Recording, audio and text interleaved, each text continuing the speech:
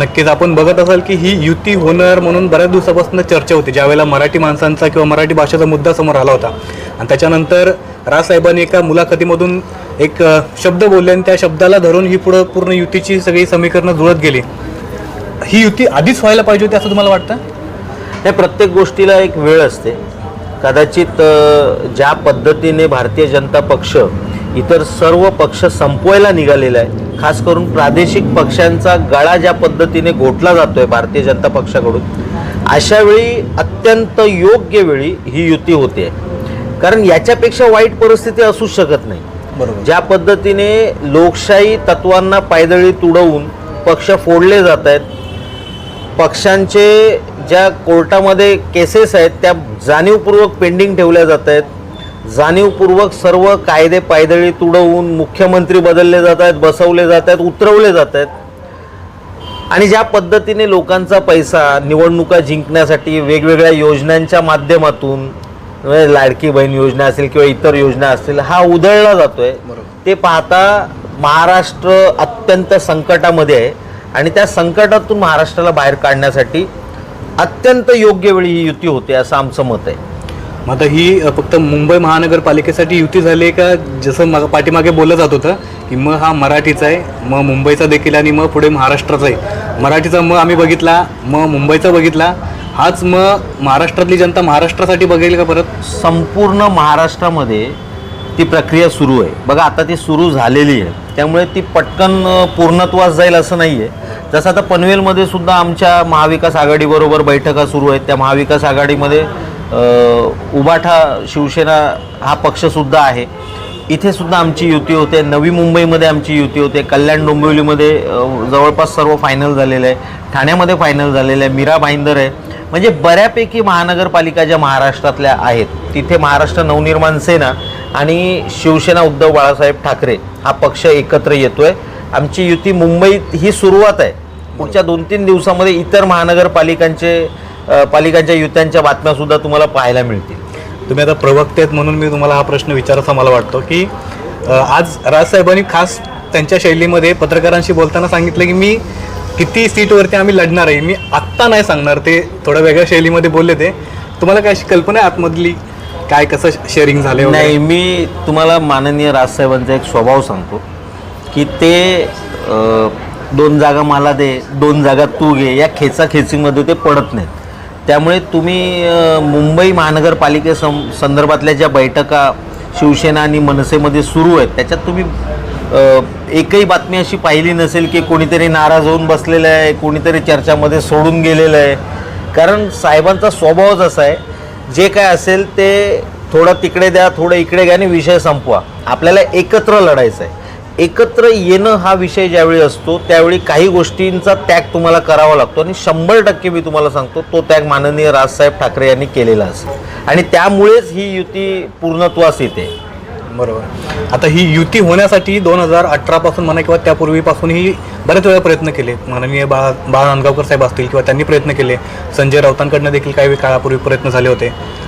आजच ही युती का झाली? ह्याच्या आधी भरपूर प्रयत्न झाले पण ती सक्सेसफुल झालं नाही. म्हणजे ते टाळी देणं असेल किंवा अनेक त्यांच्या मुलाखती होणं, किंवा आज कशी काय झाली? म्हणजे येणाऱ्या भारतीय जनता पार्टीचं वर्चस्व वाढत चाललंय यामुळे झाले की नक्की दुसरं याला काय कारण आहे? हे वर्चस्व वाढणं हा मुद्दाच नाही आहे. कोणाचं वर्चस्व आम्ही इथे वाढायला देणारच नाही. मुळात इथे फक्त मराठी माणसाचंच वर्चस्व राहणार आणि याची काळजी आम्ही घेऊ. मूळ मुद्दा काय आहे की ज्या पद्धतीने भारतीय जनता पक्ष हा मराठी माणसाला पायदळीत तुडवायला चालला होता, ज्या पद्धतीने इकडचे पक्ष जे प्रादेशिक पक्ष आहेत जे इथली मराठी अस्मिता सांभाळतात, इथलं महाराष्ट्राचं मराठीपण जे सांभाळतात, ते मराठीपण उद्ध्वस्त करण्यासाठी भारतीय जनता पक्षाचे प्रयत्न सुरू होते. मुंबई महाराष्ट्रापासून तोडण्याचे जे प्रयत्न सुरू आहेत त्याच्या विरोधात इथपर्यंत तुमच्या नाकापर्यंत पाणी आलं हो. आत्तासुद्धा जर क्रिया केली नाही तर ही मुंबई आपल्या ताब्यातून निघून जाईल. इथला मराठी माणूस उद्ध्वस्त होईल. आज मुंबईची ज्यावेळी तुम्ही लोकसंख्या बघता तर आपण 30% उरलोत फक्त. त्याच्यामध्ये इतर जे इतर परप्रांतीय आहेत त्यांची संख्या जवळपास 60 ते 70% व्हायला लागलेली आहे. अजून 10 वर्ष जर मुंबई यांच्या ताब्यात दिली तर ती मुंबई तुटलेली असेल, संपलेली असेल. तिथून मराठी माणूस हद्दपार झालेला असेल. ही वेळ यायला द्यायची नव्हती. त्यामुळे अत्यंत योग्य वेळी हे दोन्ही पक्ष जे मराठीसाठी काम करतात हे एकत्र आलेले आहेत, जवळ आलेले आहेत. आणि मी तुम्हाला सांगतो 16 तारखेला मराठी माणसाचा झेंडा हा मुंबईवरती फडकलेला असेल. नाही, आपण म्हणतो 16 तारखेला मराठी महापौर मुंबई महानगरपालिकेत बसलेला दिसेल आपल्याला. ही युती नक्की मनसे शिवसेनेची की याच्यामध्ये आणखी काही राजकीय पक्ष सहभागी होणार आहेत? अजून सांगता येत नाही, परंतु सध्या तरी मनसे आणि शिवसेना हे दोनच पक्ष या आघाडीमध्ये आहे, या युतीमध्ये आहेत. पुढच्या 1-2 दिवसामध्ये बाकीचं चित्र स्पष्ट होईल. परंतु एकूणच राजकीय परिस्थिती पाहता आणि ज्या गोष्टी घडत आहेत ते पाहता मुंबईमध्ये तरी हे दोन पक्षच एकत्र लढतील. बरोबर. आता जसं आपण मगाशी उल्लेख केला की या निवडणुकांमध्ये पैशाचा पाऊस पडतोय, याच पावसाबरोबर जातीचं आणि धर्माचं देखील राजकारण फार पेटताना बघतोय आपण. पाठीमागच्या बऱ्याच दिवसापासून एक प्रश्न विचारला जातो भारतीय जनता पार्टीच्या लोकांना की तुमचा मुंबईतला महापौर कोण होणार आहे, मराठी होणार आहे का हिंदू होणार आहे? तर भारतीय जनता पार्टीकडे असं सांगण्यात येते की हिंदू महापौर होणार आहे. त्याला क्रॉस क्वेश्चन जेव्हा केला की मराठी होणार आहे का, तर असं सांगितलं की मराठी हिंदू नाही आहेत का. पण त्याचं ठामपणे कधीही सांगितलं नाही की मराठी माणूस जो हिंदू असेल तो मुंबईचा महापौर असेल. त्यांना असं मराठी माणूस मुंबईचा महापौर आहे असं सांगण्यात काय अडचण येते? त्यांची अडचणच ही आहे की त्यांचे 36 नगरसेवक मागच्या महानगरपालिकेमध्ये परप्रांतीय होते. त्यामुळे आता जर त्यांनी समजा त्याच्यात 10-15 नगरसेवक वाढवले तर त्यांच्याकडूनच मागणी होणार आहे की आता परप्रांतीय माणूसच इथे मुंबईत महापौर झाला पाहिजे. हे पाहूनच ते बोलतात हिंदू होईल, हिंदू महापौर होणार. मग आमचा प्रश्न तोच आहे, मराठी होईल का नाही बोलत? मराठी हिंदू नाही आहे का? त्याला तुम्ही काय वेगळं मानताय का? ते तेच बोलतात की मराठी हा देखील हिंदूच आहे, पण आमचा बोला महापौर हिंदूच स्पष्ट होईल. मराठी होईल म्हणून. तसं ते बोलत नाही. तुम्हाला मराठी टाळतात माणूस ते बोलायला. हिंदू वाटत नाही म्हणून तुम्ही बोलताय. मराठी बोलत नाही तुम्ही बोलता हिंदू होईल. आम्ही हिंदू नाही आहोत, आम्ही मराठी आहोत, म्हणजे आम्ही हिंदू नाही आहेत. बोला ना, मराठी माणूस जो हिंदू आहे तो महापौर होईल. त्यांना बोलायचं नाही आहे, कारण त्यांनी ठरवून ठेवलेलं आहे की महापौर एकदा परप्रांतीय झाला की मुंबई तोडणं सोपं असतं. त्यांनी ते ठरवलं आहे. काय अडचणी वाटतात तुम्हाला जर समजा महापौर मुंबईमध्ये कधी जर तरची गोष्ट आहे, परंतु जर परप्रांतीय झाला काय होईल मुंबईचं? बघा, तुम्ही आत्ताच काही गोष्टींचा विचार करा. एक मी जवळचंच उदाहरण देतो तुम्हाला. इथे उरण नगर परिषदेची आता निवडणूक झाली.